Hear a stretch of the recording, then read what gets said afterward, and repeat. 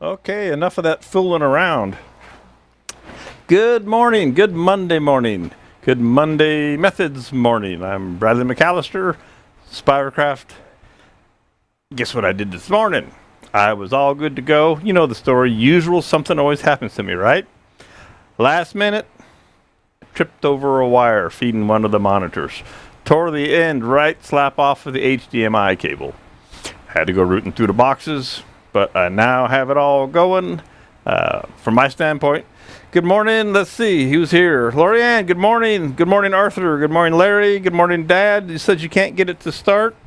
Maybe it was just me, Dad, not actually clicking the button to switch it over just yet. You may have to refresh your browser, Dad, if it's not doing what you need. I hope everybody's doing well today.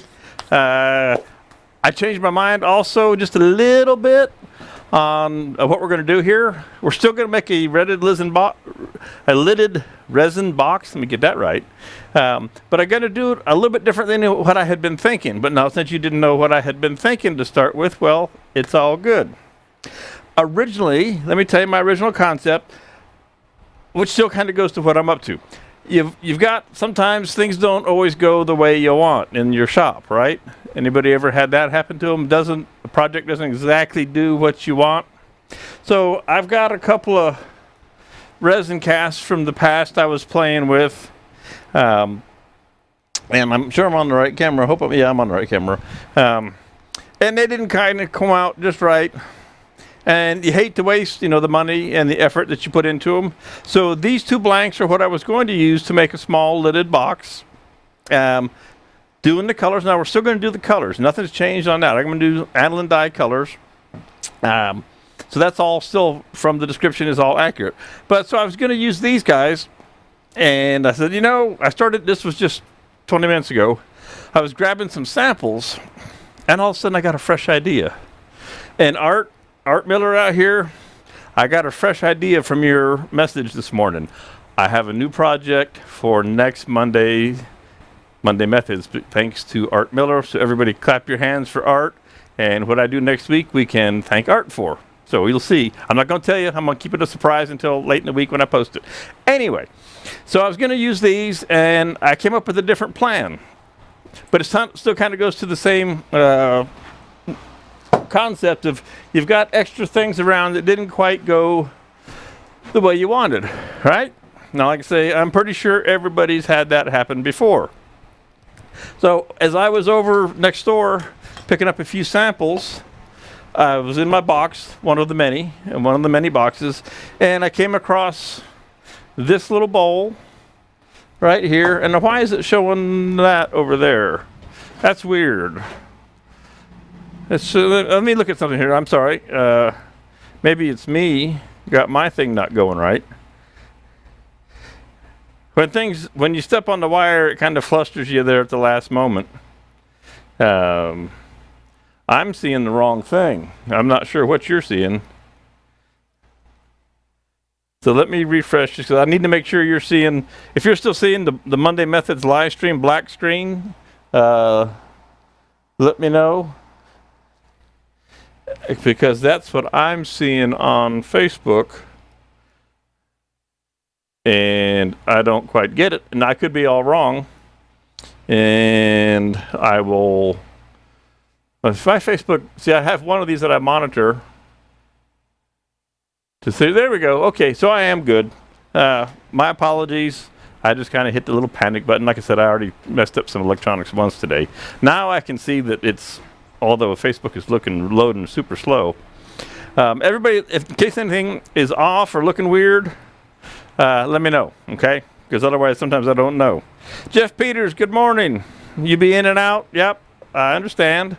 Land Brady, Facebook has your window wall perfect. I don't know what, there was something with one of my computers over here, and even my Facebook feed is still spinning over there on that computer. So that's how I know what I see the live, which is kind of irritating. But anyway, we'll just keep on charging, and I may stop and try and refresh it once more. I don't think I'm asking too much of the internet system. Anyway, let me get back to what I was talking about. So I was rooting through a box, and I found this bowl that came off the road. Now, this actually happens to be that Alumilite product, you know, that one that we don't carry, but hey, I'm easy. This was brought to the shows and turned at the shows. And then I found one of my little favorite little pieces here, and kind of like a silver Christmas platter, green and red, and got silver glitter in it. And then I found this guy. So, let's see, Corey's not here yet, so I shouldn't call him out, but I'm going to. If you've ever made a donut when you're turning a bowl, right? Well, I made a donut in resin a couple years ago at the Turning Southern Style Symposium in the Spiralcraft booth.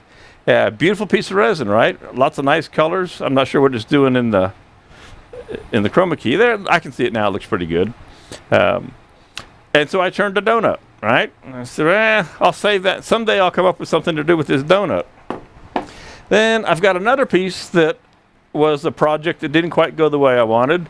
This is a little wooden hollow form that I cast in resin, and it turned sideways. It didn't do what it was supposed to do, right? The new jacket, well, it's not a new jacket, Lorianne. It's the black one is so nasty from when I got spray foam all over it that I'm embarrassed to wear it, and I didn't get over to get a embroidery on another black one because it was move-in week last week in the college town where the embroidery shop is, and you don't want to be there. 30,000 kids descend upon the town, so I went with the red one today. So I decided what I would do for today is I'm going to take these three pieces that were something else, and this is going to become the basis of our lidded box. Let me hold that up straight.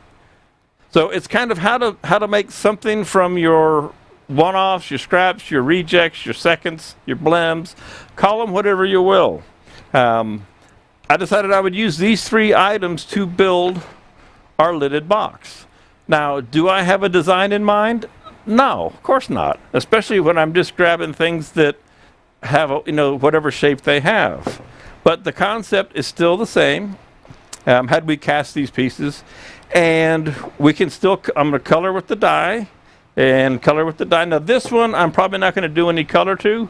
I'll probably leave this one just like it is, because why mess that thing up? I mean, that piece of resin is gorgeous. So that's the plan here today. That's as far as I've gotten with this plan.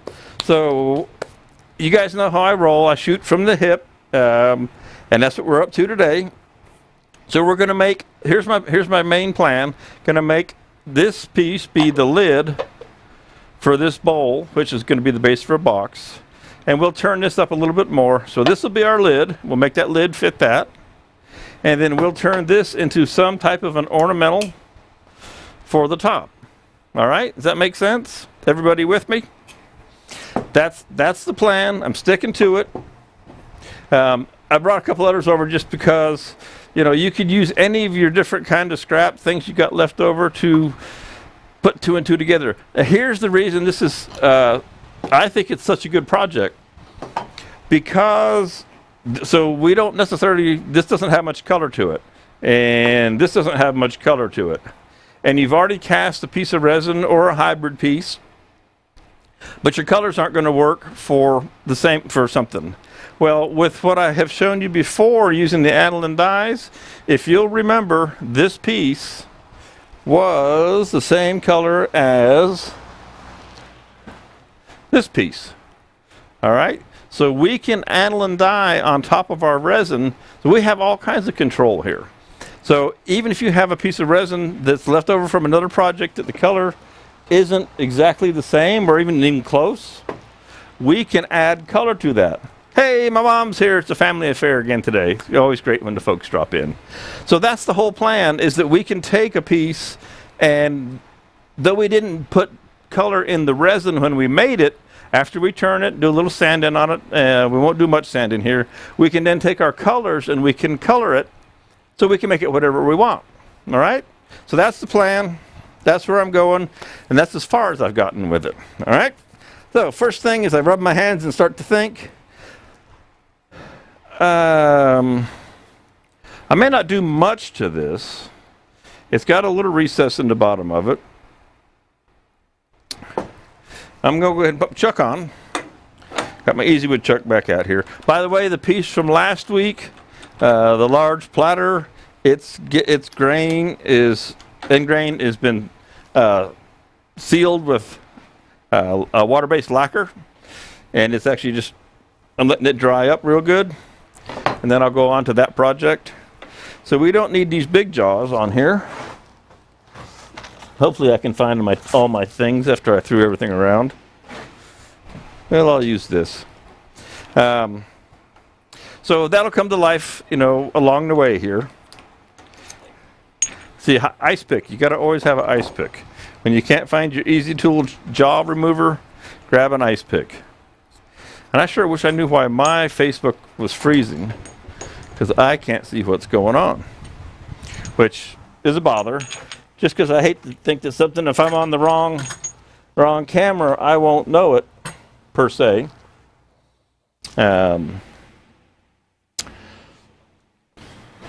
So small jaws for this guy. One of the things, you can't make a lidded box in resin, and this will be the first one I've done really on a big scale. I've done a couple little teeny ones out of the egg size castings. That's the wrong set of jaws, Brad. You're going to need them anyway, but that's the wrong set. So it's a little bit different, the approach, I think, to making your base and your lid fit, but not entirely. We're going to need those, so I'm going to keep those handy while I look for my other jaws over here. There you are. Always so perfectly organized over here.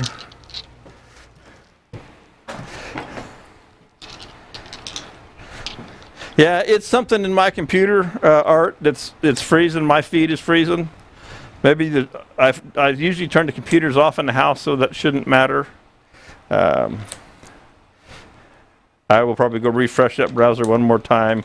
I mean, I can see what I'm doing on the computer over here, so that probably will work.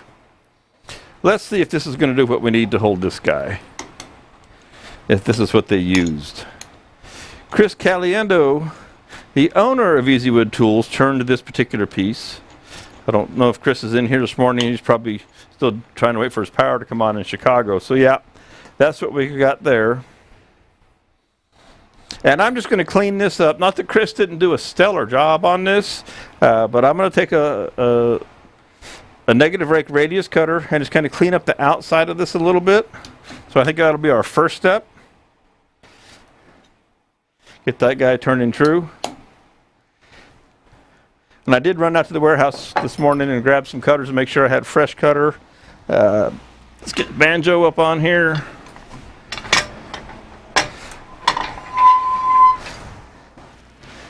And a tool rest. So has anybody been making anything good in the last week? I know what a few of you are up to, because you stay in touch, which is cool. Alrighty. And I brought a fresh cutter.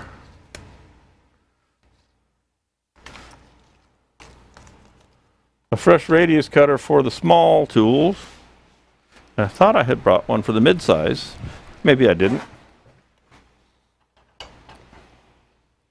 I want to change out this micro and put on a fresh radius for it.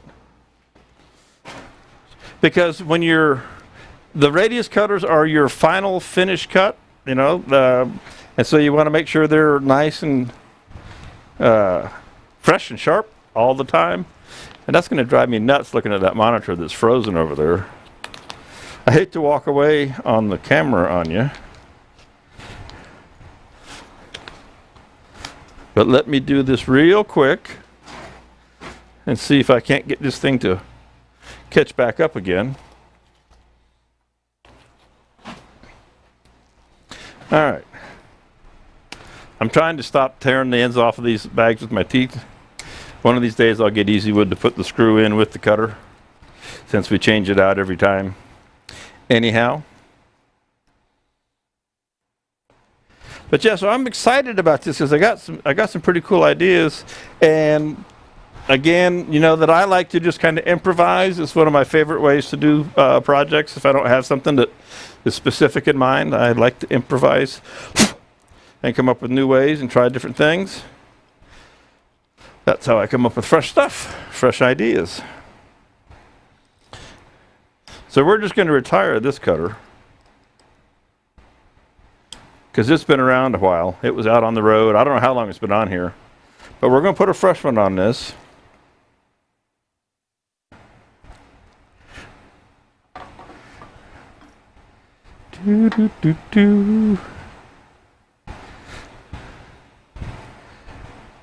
It's been not quite so hot down here in Georgia. I said, notice the emphasis on not quite so. You know, it had been where we were getting up in the morning and it was in the upper 70s and super muggy. It's been in the lower 70s.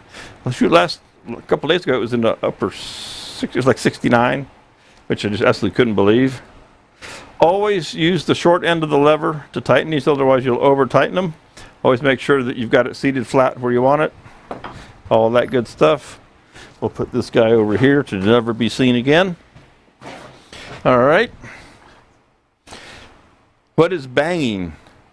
There's no telling what's banging in here. Could be just me banging into things. You might hear the wind coming across the microphone from the fan that keeps me alive. There's no telling what else is banging. There's no chainsaws running this week. There's no trees coming down. Boy, did they butcher that big old oak tree. That oak tree's 200, got to be 200 years old. I just make an assumption on that. The base, I mean, I'm sitting here looking out the window at this thing. It's 8 feet across at the bottom. And the crown is, the lot here is 150 feet deep, and the crown goes from the front of the lot to the back. So it had a 150-foot crown all the way around. It has no crown on the right-hand side of my neighbor's property.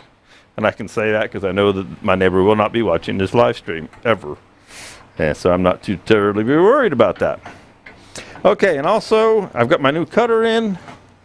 I fixed my banjo handle. I'm going to take my flat file and just file this smooth real quick. Because it's kind of different. I'm starting out with a finish cut. In this particular case, because I'm using existing pieces and parts. All right. So the methodology, a little bit different this morning, but not terribly. Let me know if the banging doesn't go away, Art. Unless, of course, it's on your end. All right. Get our old mask out here. Give it a little clean off real quick. For those of you who've been asking about the mask, the new style, the last time I checked, it said end of September before availability. So it's going to be a little while yet on that for whatever variety of reasons. It's hard to get that kind of stuff these days. I think I can see through that. Okay, haven't checked the speed yet. Still getting a little reorganized from doing the big piece the other day. I haven't been out here turning since then. But we'll be all squared away here in just a sec. All right. Let's find the speed. Looks like it turns nice. Let's look into cameras. That looks good. So I'm going to use the overhead camera for you, and I'm going to try something, some change in my technology here this morning. When I go, let's see, this should be the overhead, and I'm going to turn off that. Now, it should be the normal, and that's why I wish I could see my feed here. I'm just going to refresh this browser real quick. Y'all just hang with me if you will. I apologize. I want to get this to where I can actually make sure I'm seeing what's out there. It might take a minute. I don't know why this, maybe Windows is banging on this computer on the inside. You never know. It's always something, if you know what I mean. I turn these computers on early in the morning so that they should be all done updating and all those kind of good things.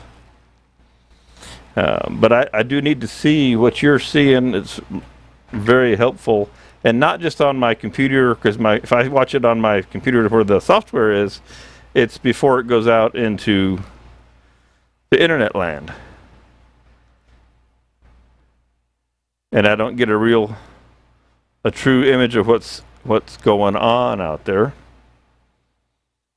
And since I'm a production team of one, well, I have to make sure that I can see everything that I need to see. That's one of the beauties of live. Live presentations have their moments sometimes. Okay, so now that looks accurate. Maybe it'll stay in place. I've been cussing Facebook a lot lately, so.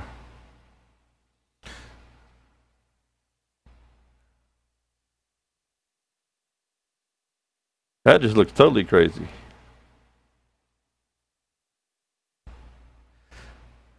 Tell me something. Is that picture out of focus to you guys? Because it looks horrible on here. I think it's just my Facebook feed is not working this morning for whatever reason. I'm just going to close that all the way out and try one more time.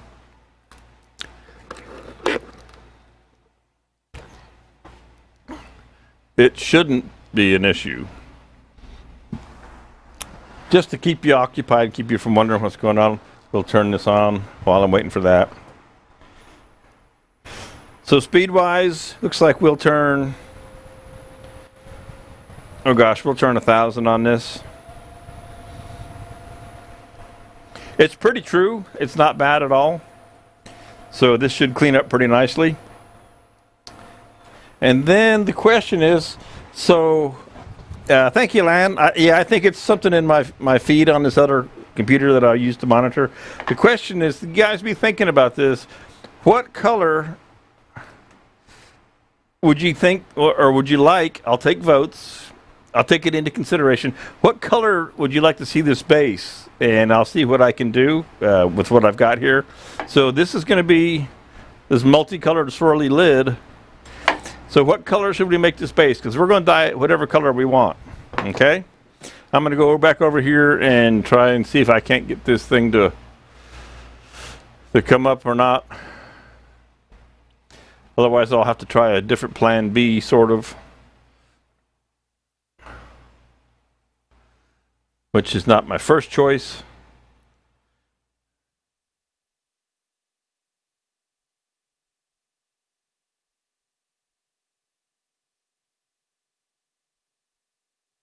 Okay, so that looks okay when I leave it small. Maybe I finally got a fresh connection. If I go out, that looks all right, I believe.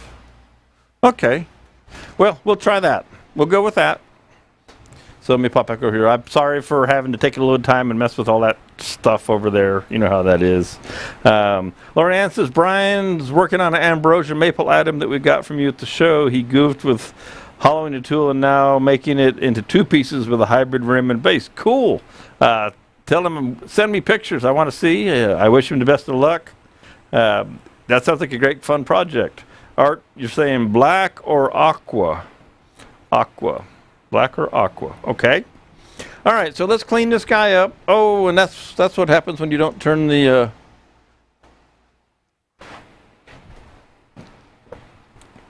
chroma key back on. So that was the risk. I knew that it would happen if I turn it off so that you don't see crazy looking green down here. It's one of those days, but we're going to have fun. I'm not going to worry about it. Nice green. Yeah, nice green. Well, thanks, Art. I appreciate that.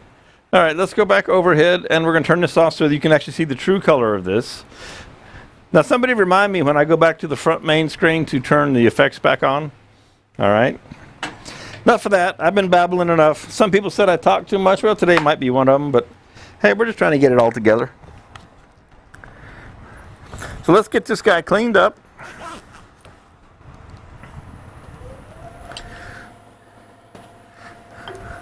Might be a little low there. And this is the micro tool, so it's the small one, the micro series. These are great for small work.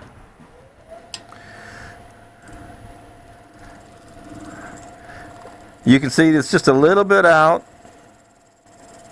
I like to think of using these radius cutters as sandpaper without the dust per se.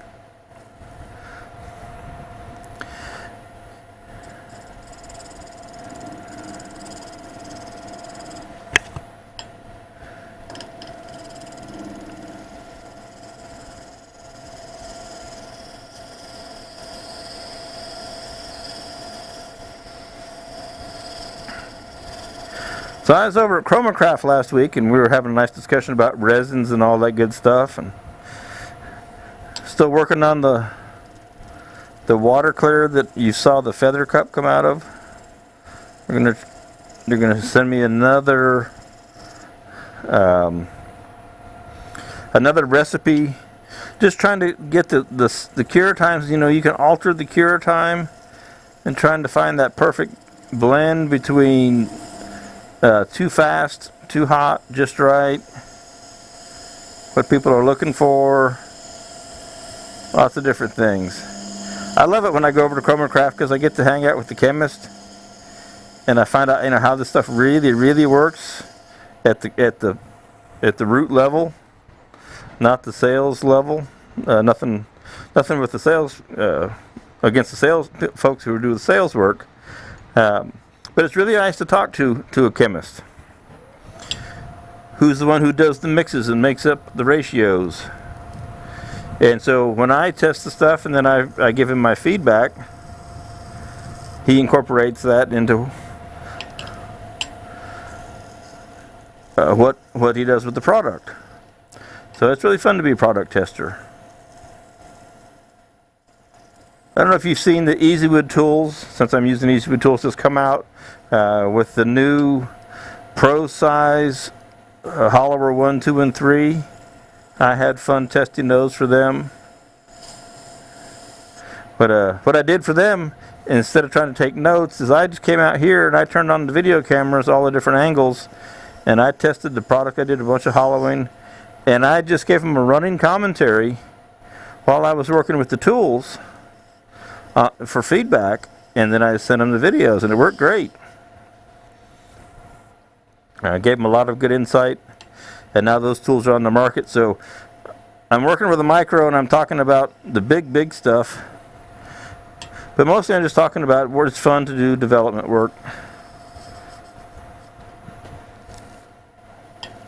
And now I'm going to grab a round cutter and come in around the bottom here. I think this one is still okay.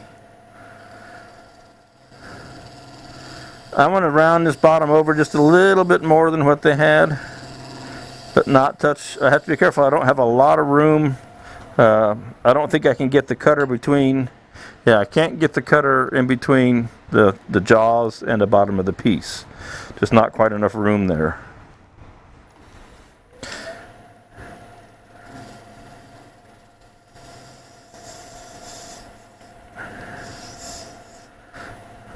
I may have still a little nick.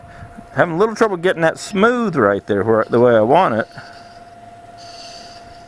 I'll blame it on the Alumilite being urethane instead of epoxy, which is not true. It's just probably something there's me, a nick in the tool rest, whatever it might be. You never can tell. But at least it's all true now. It's perfectly round. So we'll come up here to the top, and I think you can still see in there real well. Camera's supposed to be on manual, so it should be staying in focus. It looks a little fuzzy. Get this trued up. Of course, I'm not sure I can trust my feed today to tell me the truth, since it just froze again.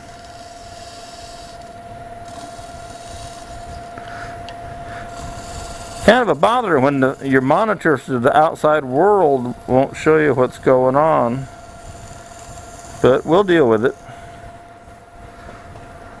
I'll stop squawking and keep on working. Okay, let's go to the end camera and see how that's going to look. That should be okay. Yeah, my feed keeps freezing there. So I'll hope for the best here, that I'm showing you what I need to show you, and I'll just look over at the software that's running everything and use that as my reference. I'll check it again later. I'll stop and try it one more time. So let's clean up this top. Now I have to start thinking about this is going to be a lid, so I probably want to go ahead and I got to let's take a little look here. How this is going to work. So I think I'm going to make the recess. I'm going to make a little recess on the lid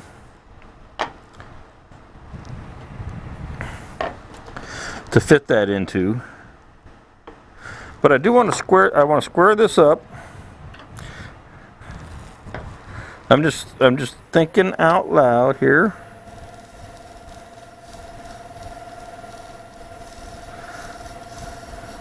I don't want to make it too much smaller because it's pretty close to the size that we need already.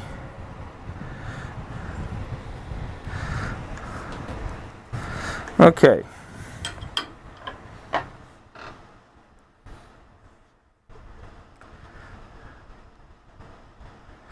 And then when we check this up, this is what we'll make this fit inside. We'll make the lid drop. I'm on the end here, aren't I? We'll make the lid drop over this piece, so this will be the outside, and we'll make a little lip inside of here to make this drop on. Okay, that's how we're going to make this piece today. I could go in there and spend time on the inside of this, but it's got a recess on the bottom, so I don't think I need to. So let's go ahead and turn on the effects and change the camera. See, it shouldn't be a green screen now. If I do two buttons at once, I'm good. I'm all right. All right. Now we're going to mount up our secondary piece here, and we'll color this all once we get going. And I believe I'm probably going to have to change jaws here. So let me do that, because I want the right grip. That is the worst looking feed on my end that I've ever seen. It's horrible. But as long as it's clear to you guys, if what you're seeing coming through isn't all grainy and pixelated, then it's just something in my computer world today that's not working right. Just let me know that it looks clean and clear is all I need to know. Because mine looks like, well, you don't want to know what mine looks like. What I'm seeing. All right. Changing jaw sizes. That's one of the beauties of the Easy Chuck. You just change these jaws super quick. Who knows, maybe I stepped on another wire. Okay, Art says it's all good in Jersey. Well, if it's good in Jersey, then it's got to be good everywhere. Now, tell me that's good. Oh, I'm in between. 2 3/8 is too big. Let's try something else. Because EasyWood does not have a set of 2-inch jaws, but my Vicmark does. So let's try changing chucks. Because the 1 3/8 is going to be too small.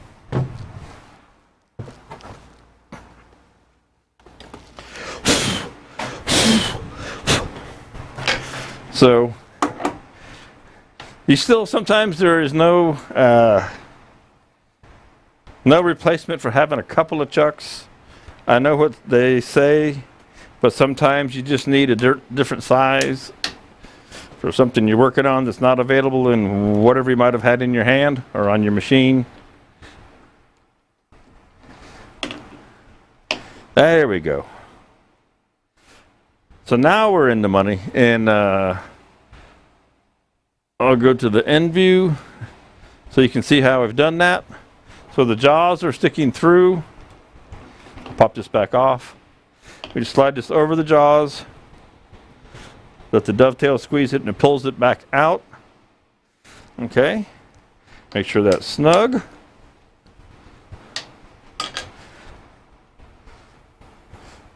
Good deal. And that looks pretty good from there. I don't dare zoom that in. I think we'll just leave it there. So what we'll do is we'll start to cut a lip in here, and we'll fit this piece, this bottom piece, to that lip. Okay? All right. Everybody with me? You following along with the plan that I'm thinking of here? That I got going? Seems to actually be kind of coming together, other than my silly. I'm just going to start this whole computer all the way over. I'll just jump in and out. I'll take my chances there for a minute. Okay, where am I at? Radius cutter is up to the center. Mary Alice, okay. I love that piece you did, Mary Alice, with all those iridescent colors. Which iridescent paints, or how did you make your iridescent colors? That was really nice looking. I was just curious on what you used for that.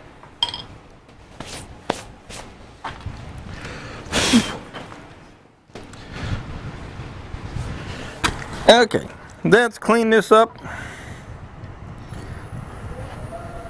Again, this is a negative rake, and they don't have a perfectly square one. So we'll use the radius one. And I'm going to come in here and start cutting a little lip.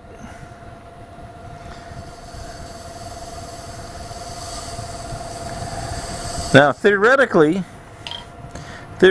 I could take a set of calipers. I don't know if you can see this or not from there. Let's see. See if I can do that. There we go. I could take a set of inside calipers. And that's why I wanted to have a real defined edge, and I could drop that.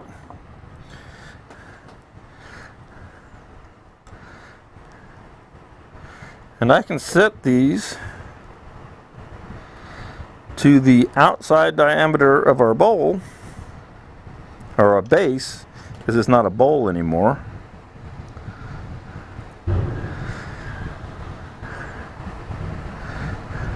And that will give me a reference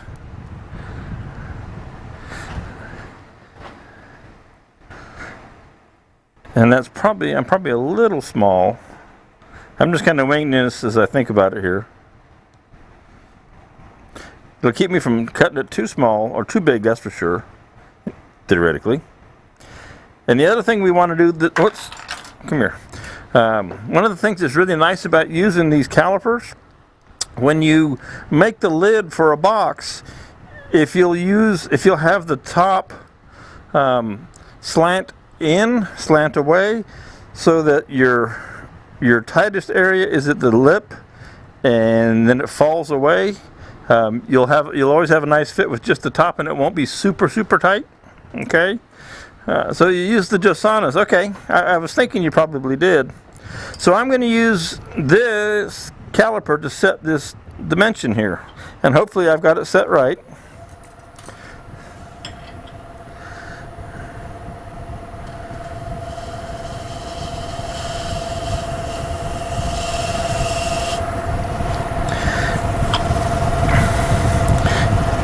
And so I can just keep checking that.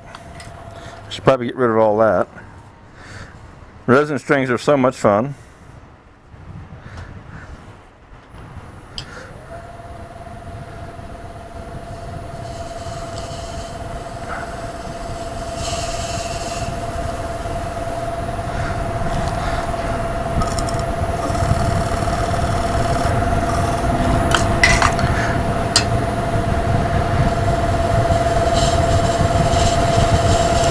And I'm actually trying to cut a little bit of an angle on it.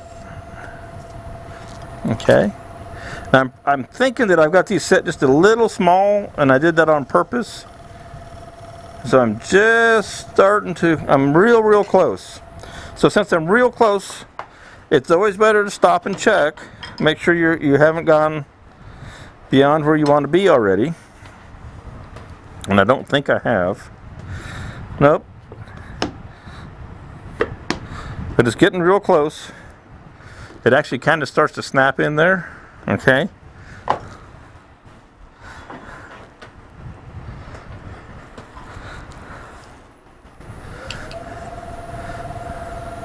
Now, if it was wood, let me stop here for a second. If I was doing this in wood, I would put a bevel on. I would have done it backwards. That I had the bevel on here, and I would burnish a line. But I don't think I can burnish a line with the resin, and so I'm going about this a little bit different today, which is perfectly fine.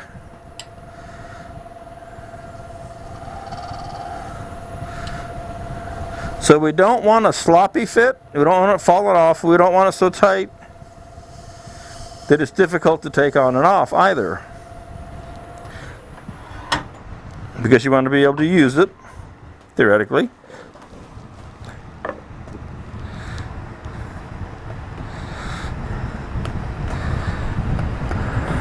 So that's almost a press fit. It's getting real close. And now you know why I wanted to cut the flat. I wanted to cut this side flat, so it was easy, so I didn't have it rolling around. Okay. A little teeny bit more, and I'm going to make sure that I'm angling this. So I'm going to turn my tool. You can see the angle on my tool, so that will open up going onto the inside. All right.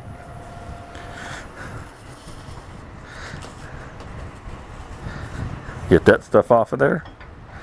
And again, I just took a little teeny bit then. Okay, so that is just about what I want. Now I want to go a little bit deeper. Okay. Now I know where I want to be.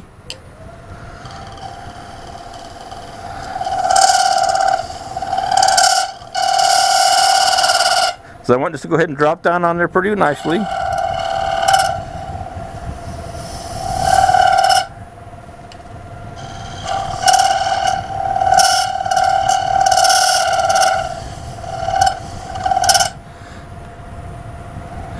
Alright, see how that's doing? Okay, so now my lid drops right in, my base fits right into my lid nicely. It's not so tight that you have to pry it on and off. Okay, I'm happy with that. Now, let's stop here.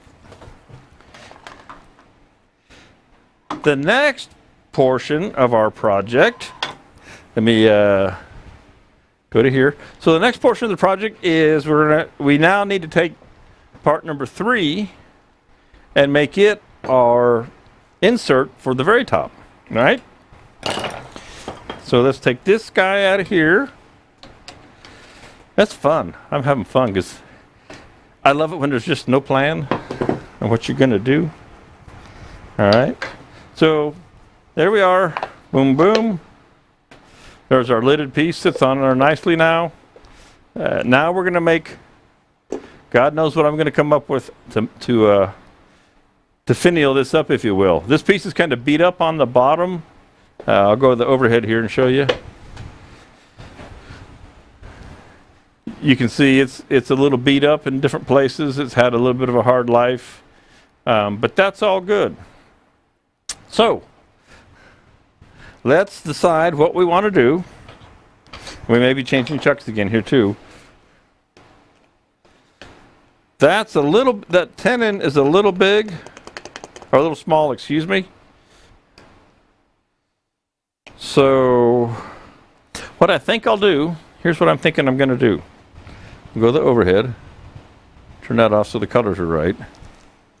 What I think I'll do is I'm going to cut this flange away.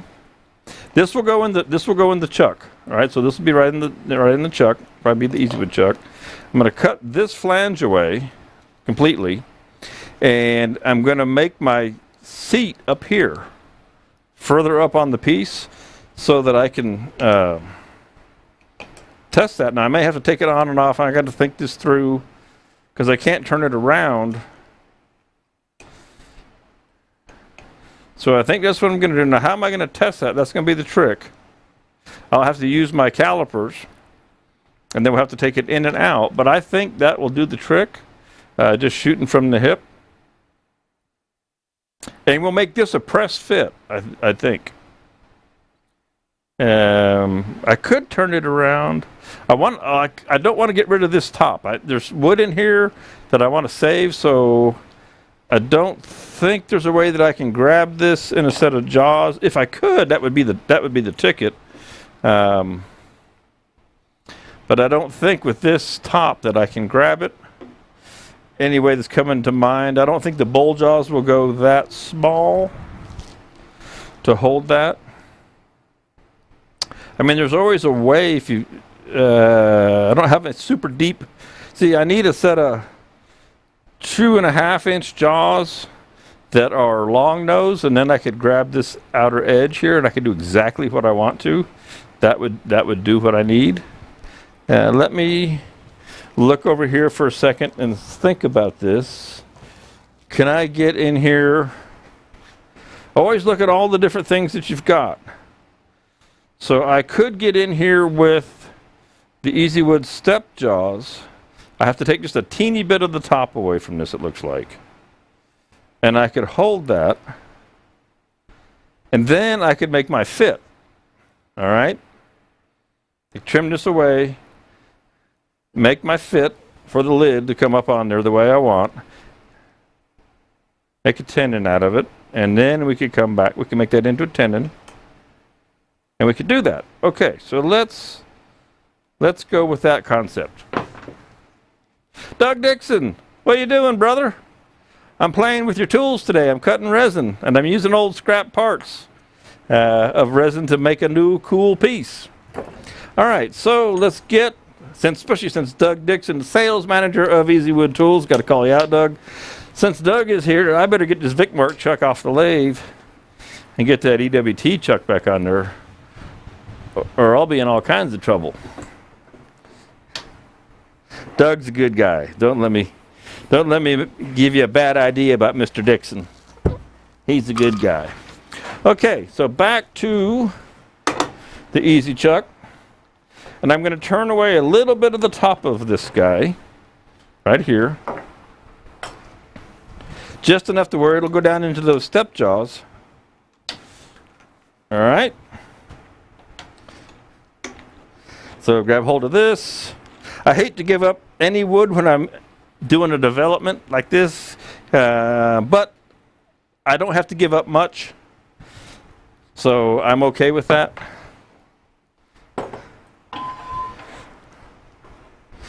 Come around here, pop you down to the end.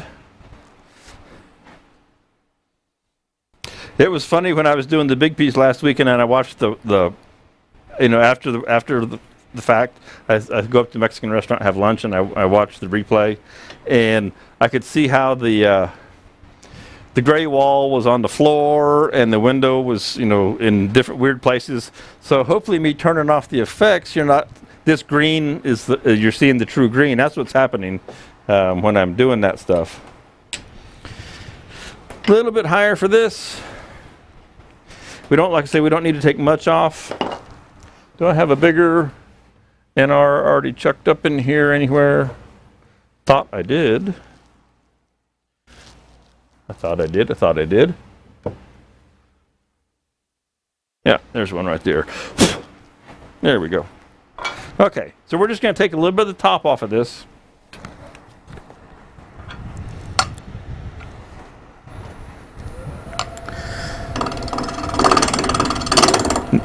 This is, I think this is, I can't remember what kind of wood this is in here. But we'll flatten this out so it's not in the way.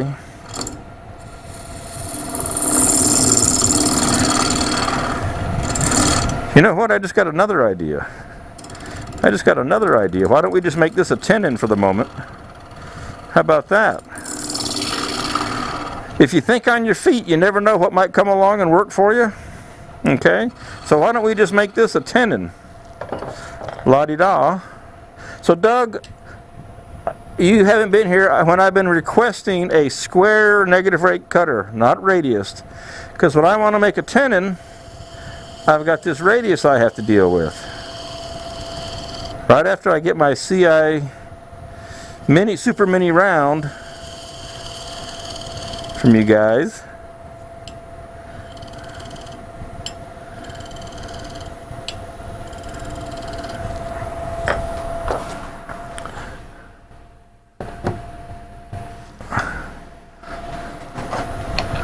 so we'll just make a tenon out of this guy. That's what we're going to do.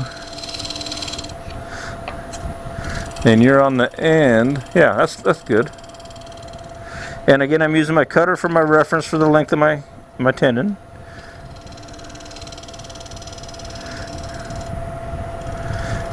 And this will be in between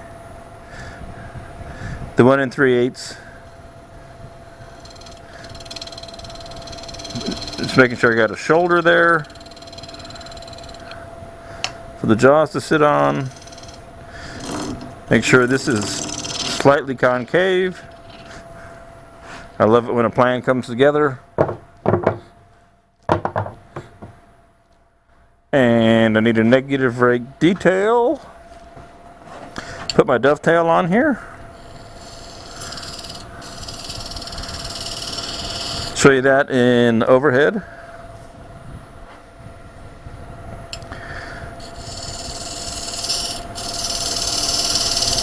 Just giving ourselves a little bit of a dovetail here.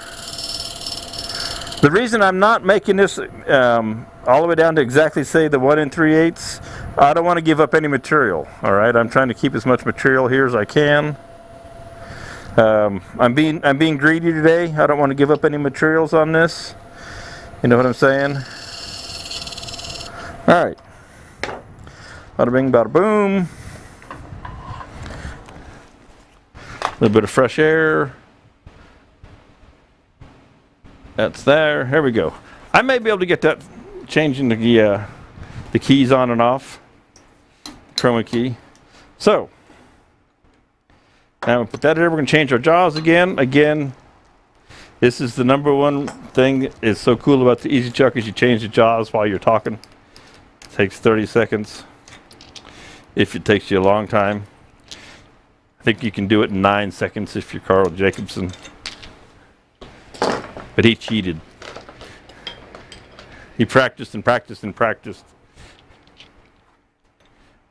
One of these days when we have a live symposium again, we'll all have to do that jaw change thing again.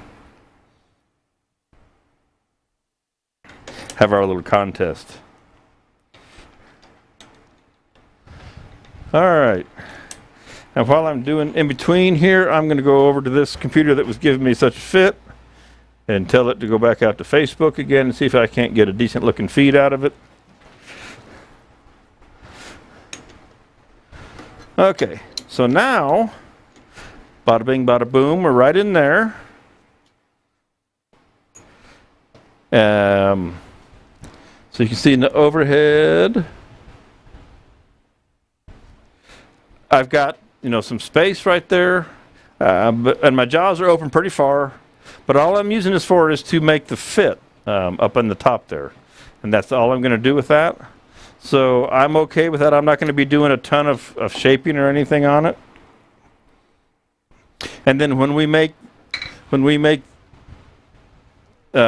we have the fit, whatever that fit is, we're going to make, that's what's going to be our tenon. All right. So we're going to use the part that goes into our, I just broke a piece of resin off. This diameter here is what's going to be our tenon that will hold to finish turning our little top knot, finial, whatever you might want to call it. So this is going to work out pretty cool. Now I'm not sure exactly how far up here it's going to go, but we're fixing to find out. Okay. And let's see if we can get some life out of Facebook over here for me real quick. Take a quick sip. Hope you guys are enjoying this kind of creative process off the cuff, working with extra pieces and parts from your shop to make what you need, make a fun piece. Because it's a crime, just like I've got this piece that I've had around forever, and I'm going to finish this one of these days. It actually has two different pieces of wood in it at an angle. They're angled like a V in here. And this is an early test of the clear resin, which obviously didn't work. But the wood comes out through the sides. Through the sides here. And my goal has been right along to mount this on the center axis of each of these pieces of wood. So it would be off-center like this. And turn that top. And then turn this piece of wood, turn it on its center axis just for these top little sections, and then go back to the center. So they would be sticking out at an angle round, and then I'd have all my swirls and they would come down through here. So, you know, you just hang on to these things for the longest period of time until you come up with a plan, something that you can do to make them work. And you never know what you'll come up with. And again, if it was a piece that, well, it wasn't really doing much for you anyway, and you try another version of it, do something different with it, then that's all good.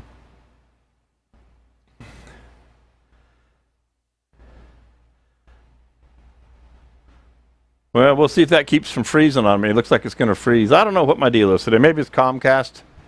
Who knows? Let's see. Because see, now I can see your comments are on Facebook. All right. So, where am I at? I'm on the end camera. I'm on the overhead camera. That's fine. Just clean this off a little bit. Now, I want to be careful because this is really thin. This little flange right here. So I'm just going to take the small round cutter and I'm going to trim that away, but I'm going to make sure that I'm standing off to the side over here so that I don't get hit with that little shard when it comes off of there. Okay? So we'll just cut that away. See what I mean? I knew it would break and stuff. So don't go standing over top of it. Put yourself off to the side. And by using a round cutter, it's just a nice light cut on it.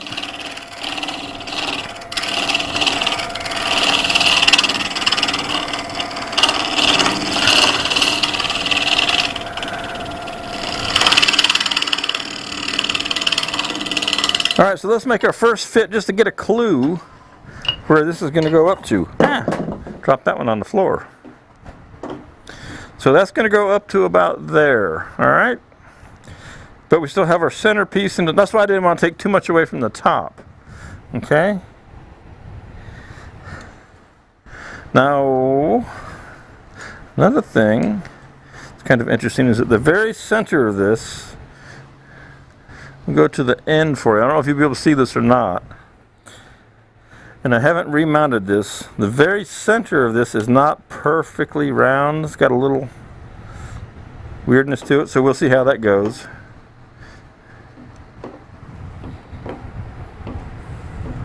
But anyway, here's what we're going to do. Remember I was talking about burnishing a line? I'm just going to kind of hold that there. And that will have made, and it did, that made a little line, a little groove right there. Just made a mark for me. It gives me a reference to work to. Okay? So now I know that this is all just gone with the wind, so to speak. I can't think of a reason to keep it.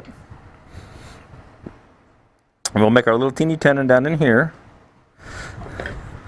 Alright, so back to the tool that I dropped.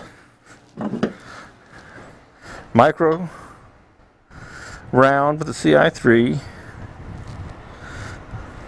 I may leave this long, and I think I will. I think I'm going to leave this long as a tenon for a reason.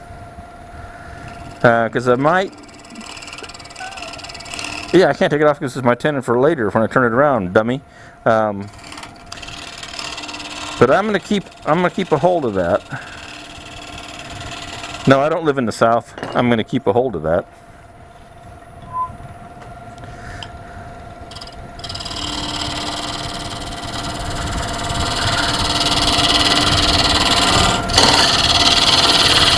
fun about this particular piece of resin and wood is that the wood is white, and so and again it's real soft. I think it's a little Roper turned it at SWAT, and I can't remember what kind of wood it was. All right, so let's take a look at what we got going on here.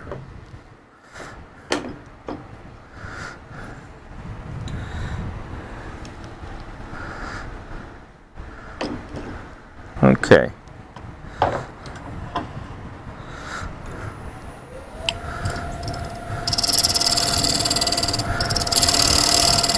So we're going to make a little flat shoulder right here.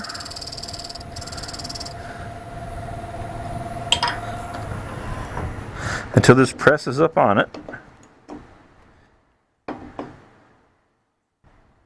So that's actually pretty good. It's not a press fit. I'm on the overhead camera. Let's see what it looks like in the end for you. So it slides right up on there. I want to go a little bit deeper because I want that to be flush on the inside. Go back to the overhead. See how that fits up there? Okay.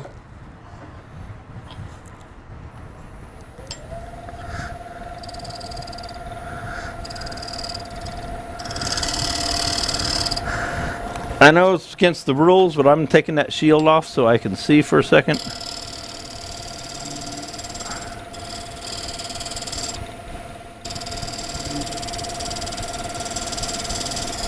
Just a little bit, because I'm just doing a little fine length there. I don't think I have my head in the way. You can see there, hopefully that's clean enough where you can see what's going on. All right, let's check that fit.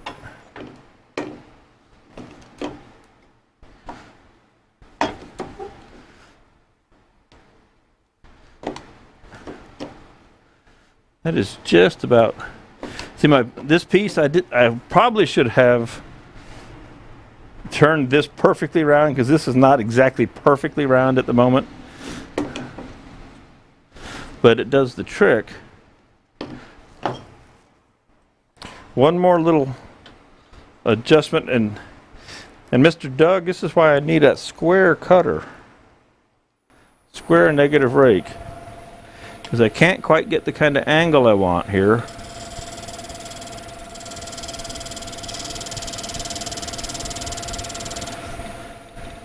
Because to get a vertical on this plane, I get rolled over there, and that's not what I want. So I have to come back with the detail tool, because I want this to sit, the very outer edge of that to sit down so we don't see anything underneath of it.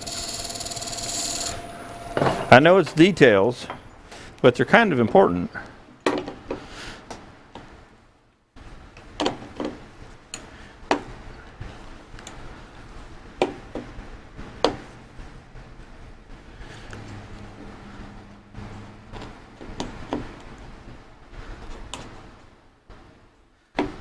I'll probably fight that forever until I put it in the, if it'll fit in the bowl jaws. What's my time looking like? 11:17. Let me see something here real quick. Because if I can fix this, yeah, I can fix this. I can make this work. I think we can clean this up. Yeah, let's do this. Let's do this. One of these sets of these jaws is going to work. Let's fix that hole. We go here. We're going to fix the hole in here so it is perfectly round, theoretically. We're going to throw the bull jaws on, the Big Easy jaws. We're going to throw those on there. Use a bigger hammer, Rich. I got a waffle head over there. I got a 22-ounce waffle head framing hammer. That should do the trick. But I think we can work with this. Rich, have you turned the inside of that hollow form yet? I'm ready to see that. It's probably a lot of work. It's probably more work than you want to do. It'd be more work than I want to do. I know that.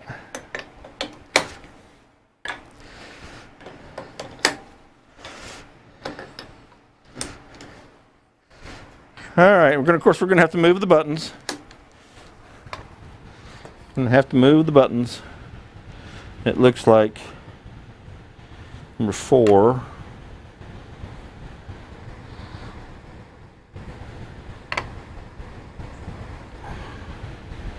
Maybe number 3. I think I can get away with number 3. Let's go for number 3 on that.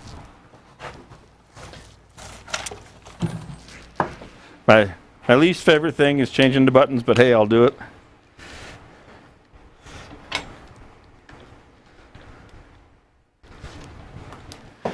See, my new method almost works. Kind of like changing a tire. Those of you who've used to change tires, spin the tire and hold the lug wrench. So we'll test this on a couple here that are opposing.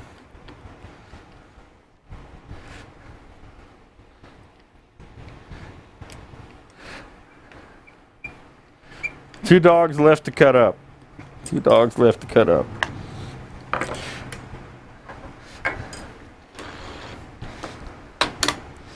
So that's not going to be enough. I am going to have to go out to number 4. Glad I checked it then. All right.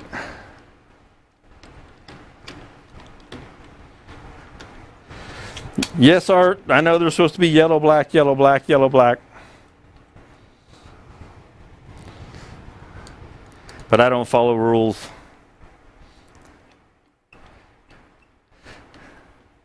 Gone through 4 or 5, chains. Yeah, I know what you mean, Rich. When I was first learning to turn, I learned on lodgepole pine stumps in Leadville. And the steel dealer was right between my brother's property where I was getting the stumps and the house and the shop.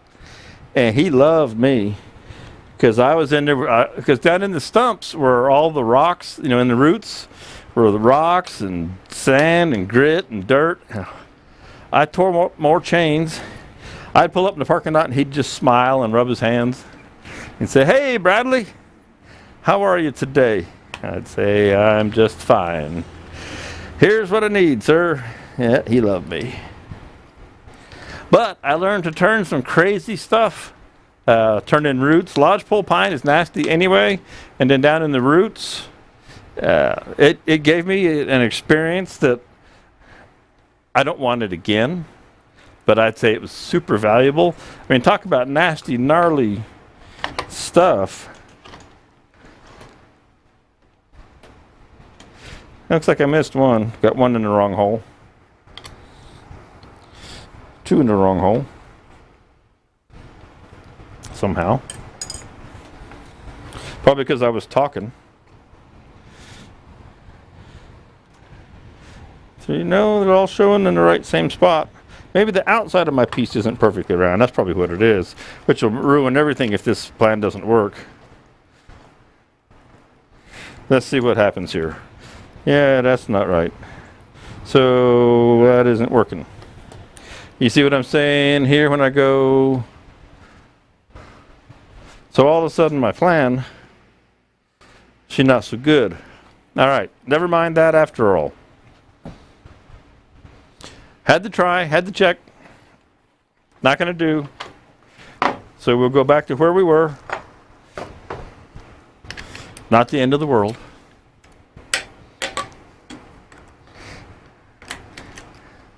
It would have been, except that piece isn't perfectly round. Although you can't tell it by looking, and I don't really want to mess it up, if you know what I mean. So we'll just set these back over here. Okay. So that's my fit. And I'm going to leave that like that for now. Because probably what I might do is just come in and do a little work by hand on this to get the fit that I want right there. Eventually for that perfect fit. Or, as Rich says, use a bigger hammer.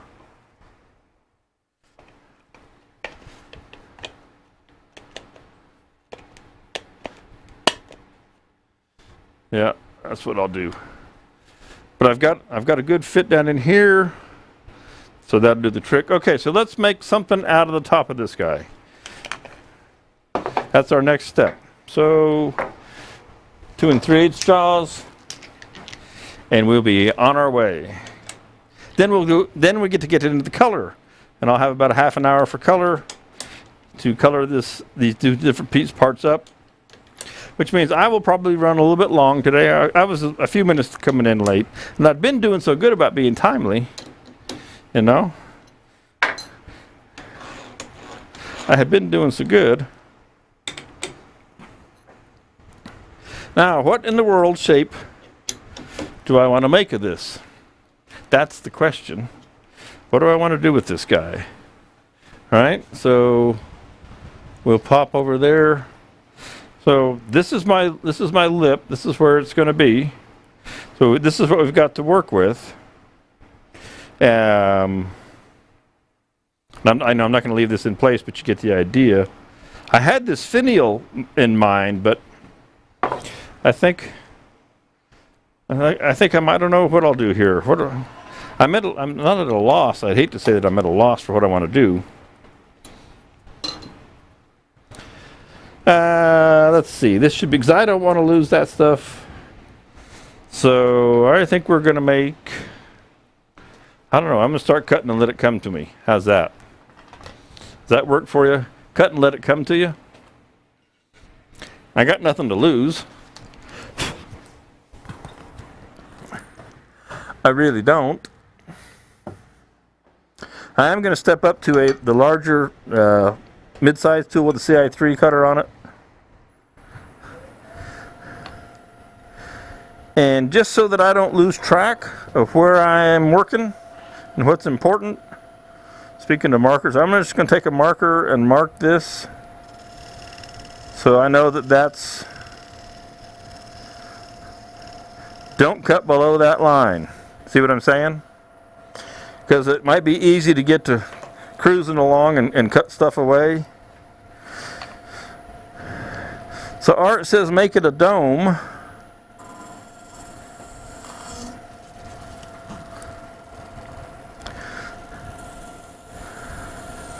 The idea with this particular piece was to have the resin and the wood doing something interesting. So first we're going to clean it up. Just stop right there.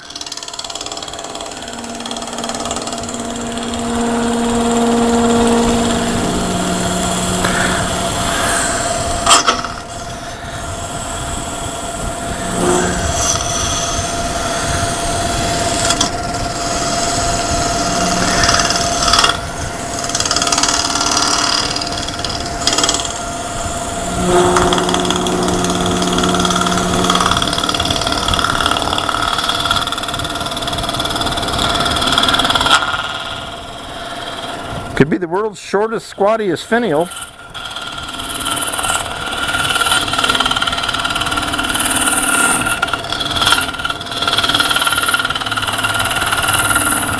I think what I'll do is I think I'll make a larger version of the way I've done a lot of my boxes. I kind of tend to like to.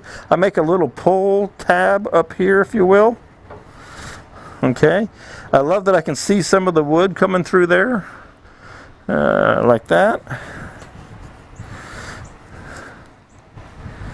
So I need to finish that. That's got a little divot in the very top, so we got to clean that up. So let me go to the end camera for you.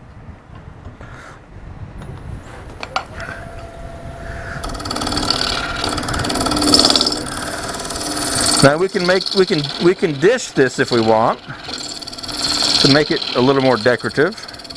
But there's a divot right in here that needs to go away. All right.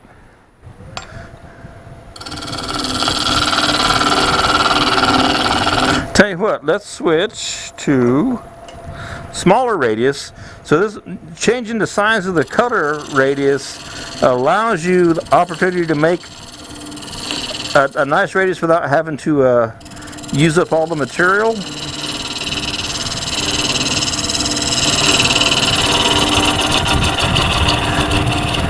So I might make a little teeny button inside of this guy.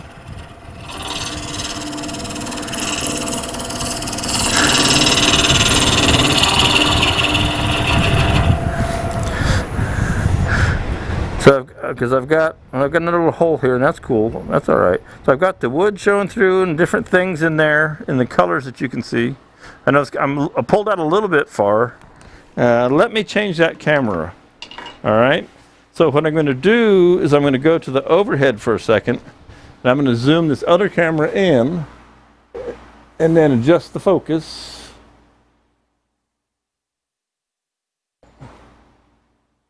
So that it'll be in focus.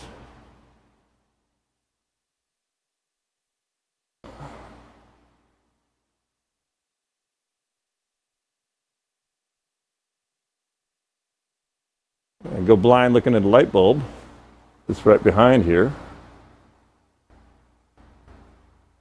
Ooh.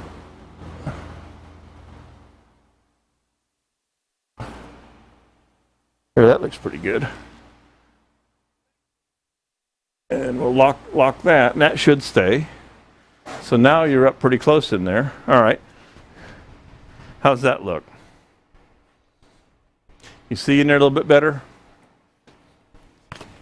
I'll do anything to get you the right picture, get you the right shot.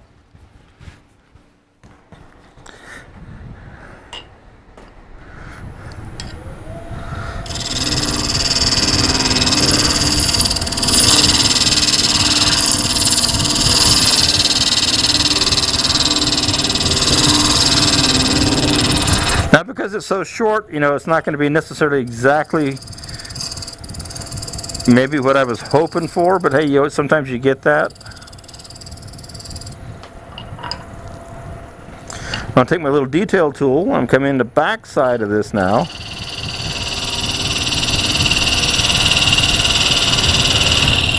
And just put a little relief down inside of all this. And again, all this is our pull knob. And this is the inside detail on our pull knob.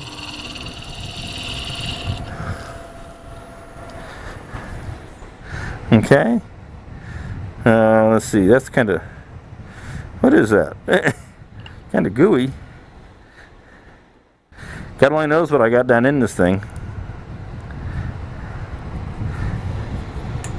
Whatever that green line is right there, that interesting little green line, it's kind of soft. I have no idea. It's been a long time since I put this in here.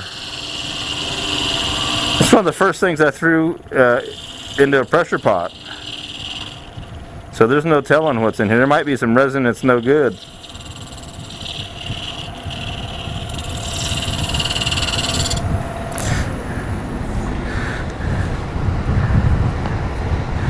Let me see, where's my ice pick? Keep my arm out of the way.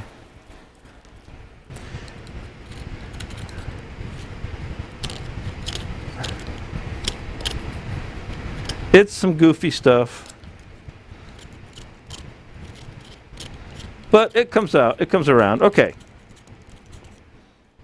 so there's that. We got a little button in the center there. Got a reset, so we're showing that nice wood. Let me roll that around. The camera's kind of coming up from a high angle. Now, to make a little pull tab out of the whole thing,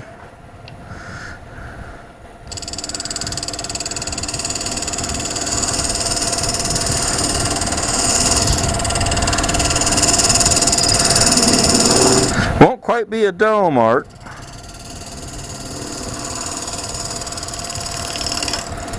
but we'll make it dome-like.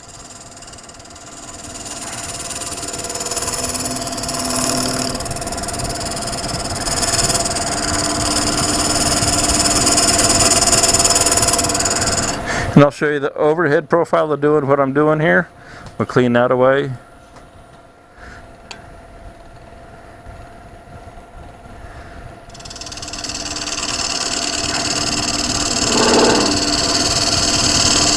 So again, one thing you can do if you want to get in here on your radius, small radius, and keep it easier on the radius tool, the round tool, take your detail tool and make some relief cuts.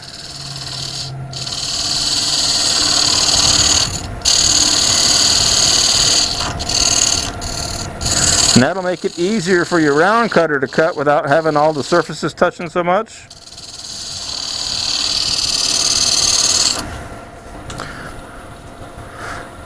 Again, I should probably be in tighter on this overhead camera to show you that, because I know it's hard for you to see. So I'm going to jump to the end real quick, and I'm going to zoom this guy down in here. Fuzz back up just a fuzz. And check that setting real quick, because I know that auto doesn't work. And just a little bit of adjustment. I know you see the bar probably bouncing around.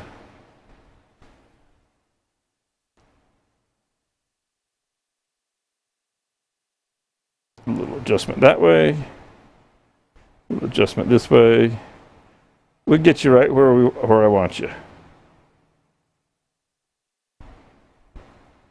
I'm going to fill the frame pretty much with what you're seeing going on the best I can.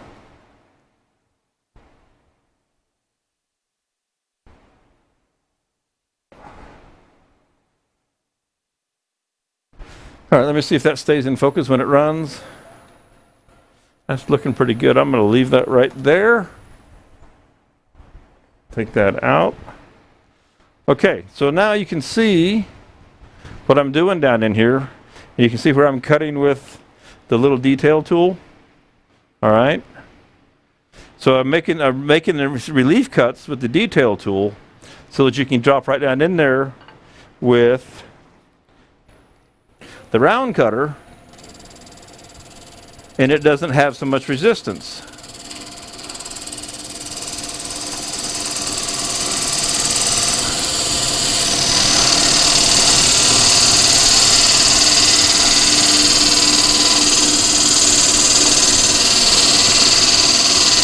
Because the cutter doesn't like to be loaded more than, at 180 degrees even. So if you take some of that resistance away across the face of it,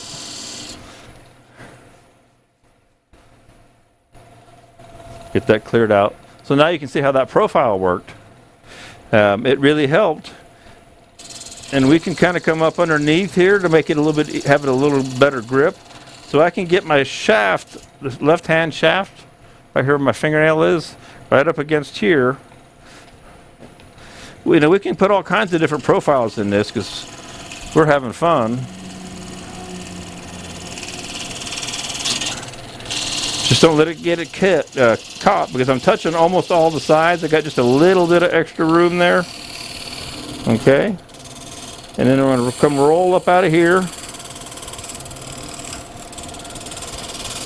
Now what's difficult is I'm cutting hard resin and a really, really soft wood. And plus whatever that weird green stuff is. Okay. So we've got a variety of little profiles there, which is pretty cool. Let me jump you over here so you can see what I've done. Like I said, I'm not sure what that kind of lime green is in there. Hey, Corey. But it's kind of a cool looking little line in there. All right. So now I just want to clean this outside up with the radius cutter. So I will take you back to the overhead.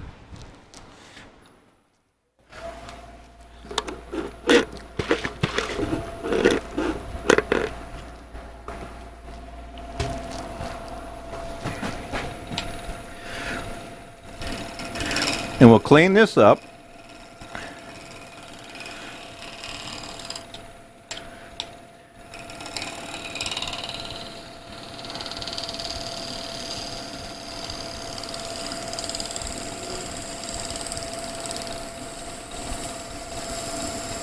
Again, this little radius cutter is like sanding without sandpaper. I don't know if you can see how I'm just rolling right around that corner. And I'm actually using the edge a little bit because I want to cut some more of that away. And roll that up.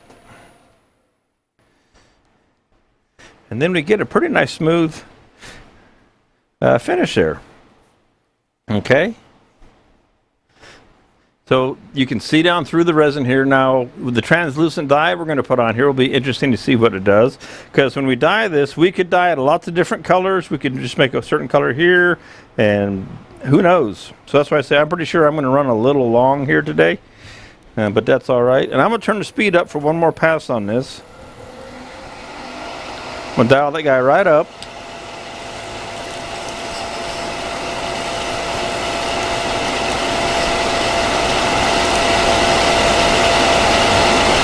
And I'll get a much smoother cut.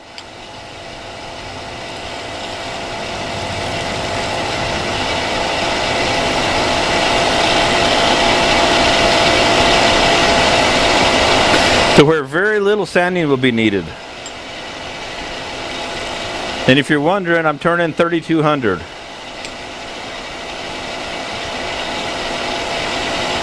And if the corner touches, you get a little line.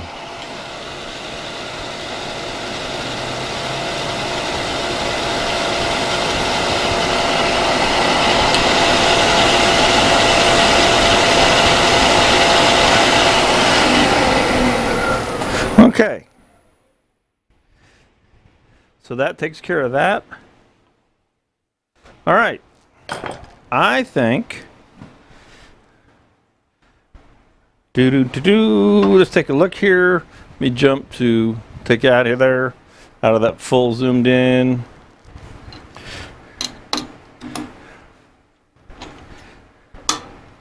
So let's think about our overall picture here now, all right? We've pretty much got it worked out. Here's our base. Here's our lid. Here's our cap. There's our top. Maybe not the most elegant piece I've ever worked on, but hey, for being in a hurry. Again, I want that to fit down in there better. But I'm going to adjust that, the hole in the center of that. So I want to look at that. Oh, that's in the window, isn't it? That's in the window. So let's put it down here on the table. It takes 20 seconds for me to be able to see what it looks like. So I'm going to set this down on the table for a moment and clear things out of the way. I wish I had something, if I had something I could hold up behind it. I want to look at that profile. I might take my black jacket, but I want to see what that looks like first on the screen. So I'm going to step over here and have a sip while I'm doing that. Well, it looks too plunky, too fat in the top. This is too big. That's just that needs to be changed. Okay, so let's change this. Let's go back into here real quick. If we don't like it, we'll change it. Just look too squatty. Let's do something with that.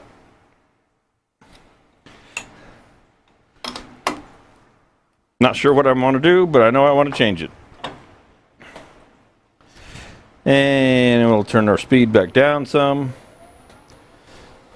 after we made that finish cut on it. But we want to change this. I don't like the way that looked. Good morning, Chris. How are you doing? All right. What do I want to do with this? I need to put my mask back on. That's what I need to do.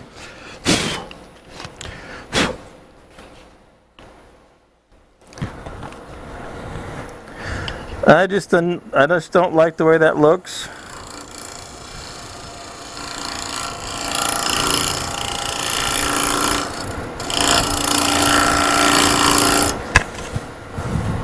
If you don't like it, change it.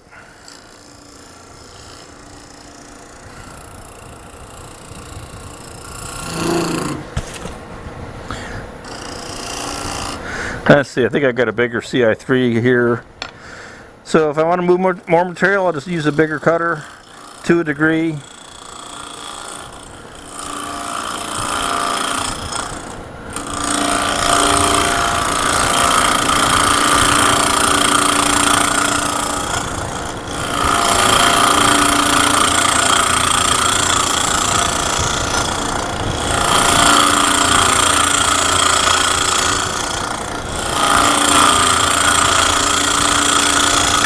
Now it looks like I'm exposing a lot of wood here, which is fine.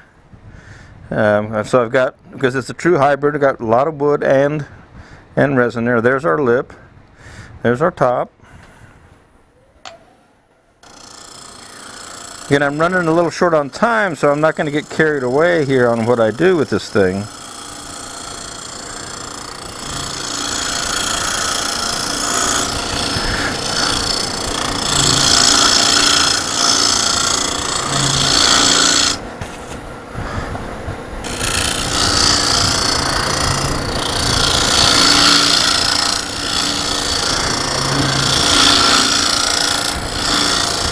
But I feel better about it already. It may not be the perfect thing, but I feel better about it already.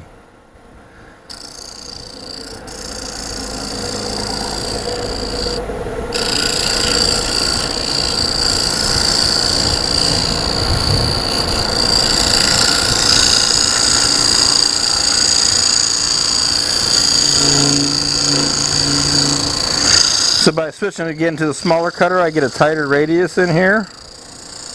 Then we'll blend that together. Hopefully my head wasn't in the way. Get the chips out of that for you. Now this is one of the ones where you really would want to stand back and look at it for a while.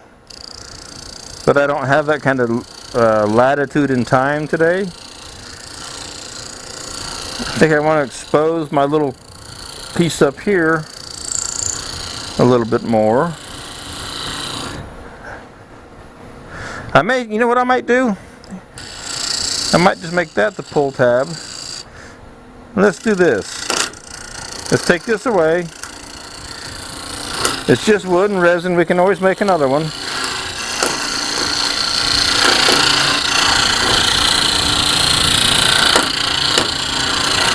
Not sure what's in there, but it's popping pretty good.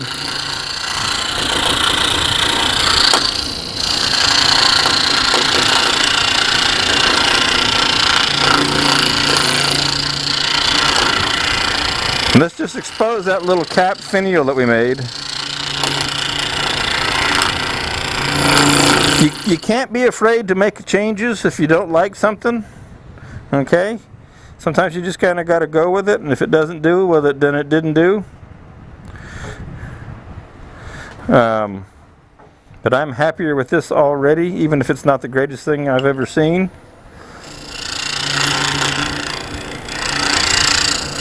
Now I can't come up here with the cutter because I'll touch that, so I'm going to come back with the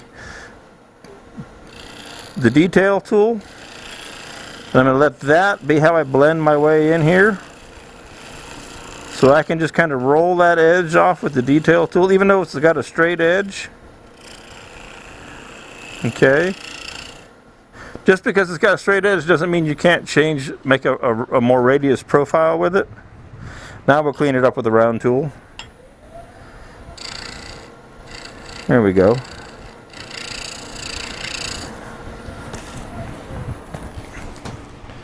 Now let's see if that change makes any difference in the way this looks on our piece. Doop doop out to the front. Got stuff all over me. That's my time. 10 till.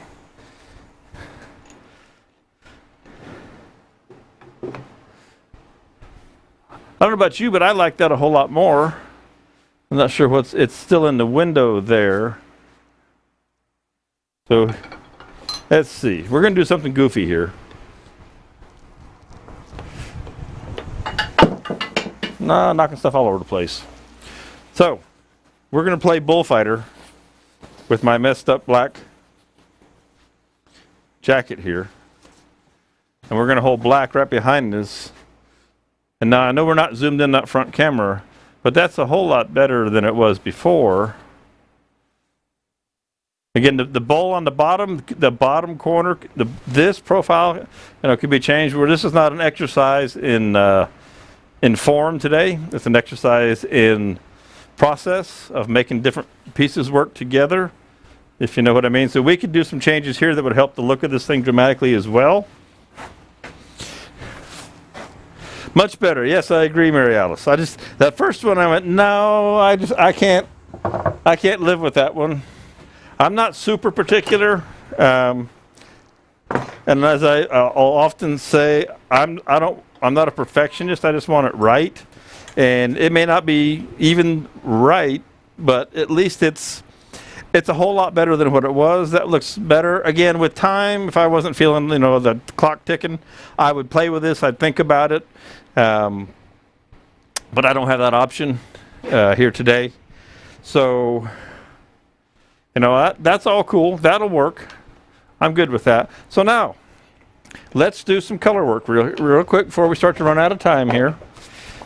First thing I'm going to do, I'm going to go ahead and change the jaws on this, and we're going to turn the lathe into our coloring bench.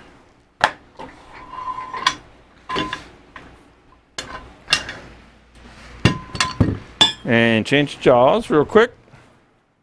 I hope you guys have been enjoying this. Again, it's one of those just kind of work through the process. I'm real big on process if you haven't figured that out yet.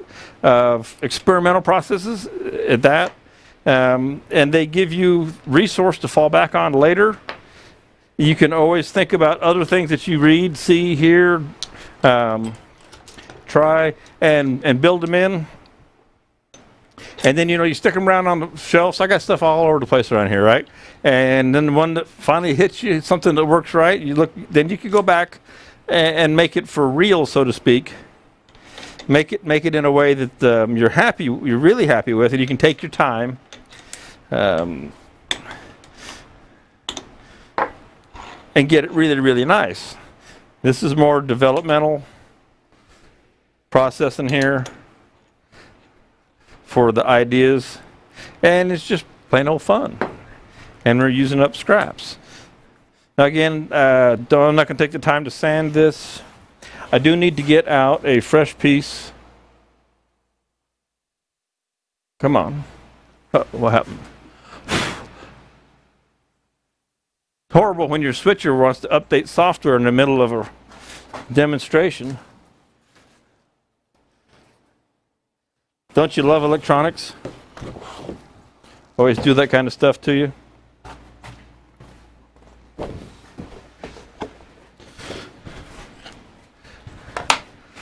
So here's my instant lathe table.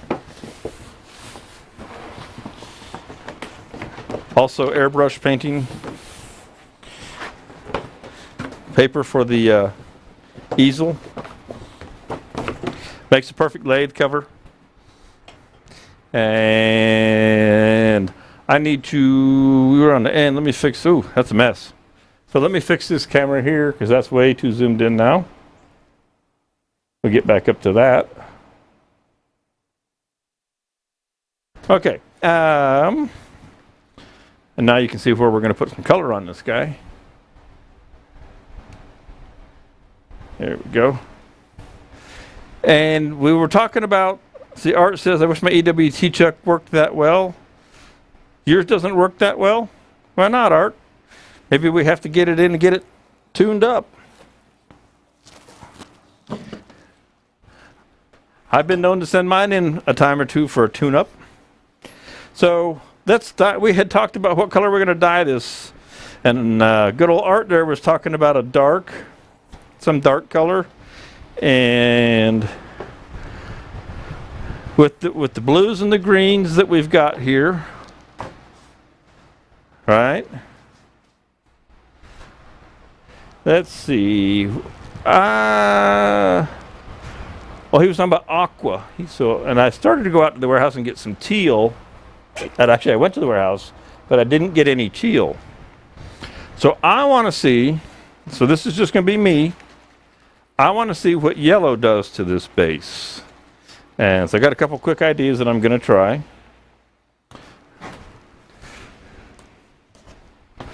And I'm going to put on my gloves, believe it or not. Because in theory, the little bit of yellow on this color, I may get kind of an aqua. And that's in the end, so let me go to the overhead. There we go.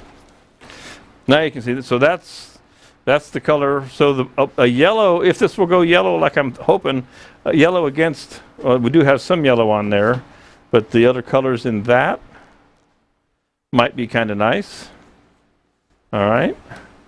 I bet you I can put this, I can put that right there, move those. and go here and do that. How about that? Get my glove on.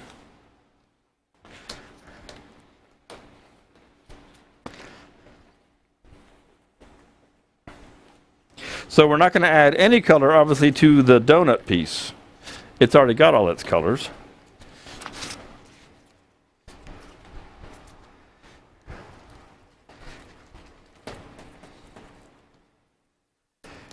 And one thing I want to try, we'll see how fast this dries today with the fan blowing on it, is using the marker to put another color over top.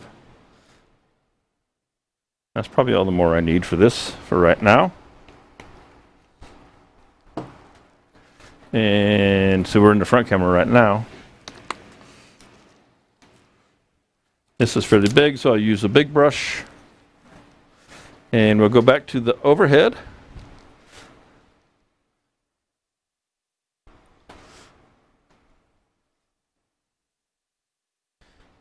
Oh, nice.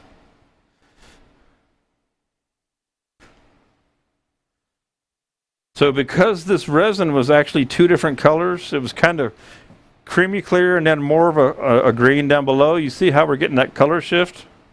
And just from putting the yellow on. Now there's some weirdness on the inside, so when we do the inside now, we get translucence. Does the airbrushing die? Oh yeah, works great. I just didn't want to clean my airbrush. And matter of fact, I wasn't even sure where they are. They're in a box around here somewhere. So here's the inside of this now. All right. So it's a pretty yellow. It's completely translucent still. We can see right through it. We go back to the outside. Whenever you put a dye on, make sure you do the whole thing before it dries. Okay? And then it will be the same shade.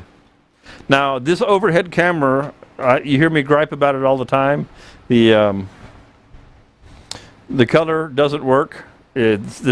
Something's off. The white balance is off, and no matter what I do, I don't seem to have any luck on it. So here's my question to you. We have blues here and white in here. So, and I haven't sanded this, and I'm not going to take time. Plus, we've got the green, and there's some black in there also. I think I'm going to take the chance, and I'm going to use the same yellow dye on this, and I'm going to get multiple colors. Okay? So, I'm going to do it over here because the color is so much better on that camera than it is on the overhead. So let's see what happens, because I can always add darker things, but I know that this is going to darken up nicely. So I'm going to leave this like, so we can see it there. And we're going to get a yellow, and we're going to get these greens. And now the pearlescent starts to jump out in there.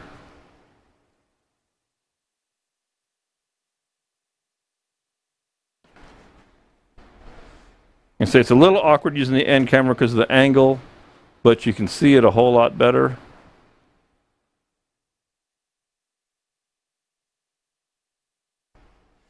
Everything else below there is after the fact.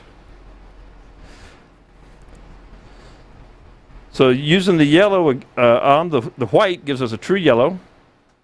And then we get the greens and the blues as a byproduct. Okay. So let me jump back out here to the front. So now we've got our top in its swirly colors. And this right here, this will dry really quick. And I may take a paper towel and kind of help it dry down a little bit. I'm just going to turn that real slow.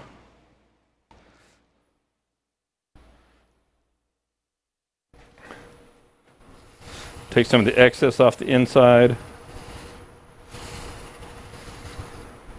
No, I'm not going to go ahead and light it on fire today. I won't do that.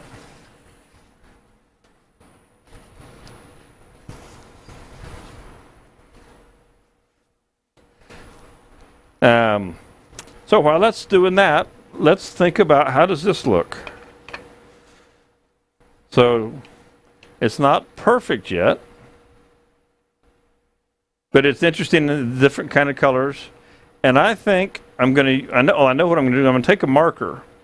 I don't know if I have a black one out here or not, but I'm going to use the aniline dye marker. So it's the same dye that's in the liquid resin in the marker, and I'm going to put this in the chuck, and I'm going to add some highlights. Like I'm going to put a black edge right here on this resin, and maybe a black line right up on this face right there. Okay, so let's do that. You stop this, set this down. We'll take this guy out.